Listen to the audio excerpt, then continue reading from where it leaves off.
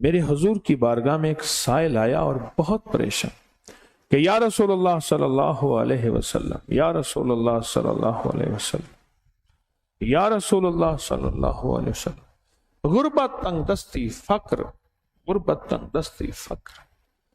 اور گھر میں حالات مفلسی، بدحالی۔ اور یہ غربت ہماری والی نہیں، وہ پیٹ پہ پتھروں والی غربت۔ خیال کرنا،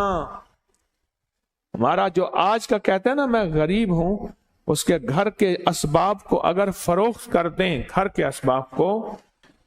اس غریب کے لیے وہ غریب آیا آقا کی بارگاہ میں،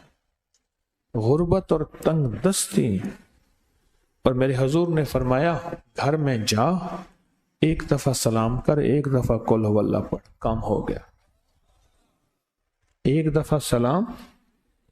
ایک دفعہ سورۃ قل هو اللہ، اخلاص، بس۔ انہیں یقین تھا، یقین کی دنیا کو جانتے تھے، یقین کے نظام کو جانتے تھے،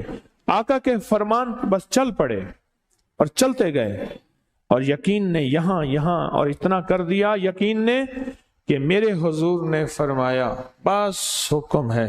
اور رب نے تونگری کے دروازے کھول دیے، اور لوگوں نے دیکھا کہ وہی بندہ ہے جس کے گھر میں فاقے تھے، آج لوگوں کو بانٹتا پھر رہا ہے، اور اس کے پاس ختم نہیں ہو رہا۔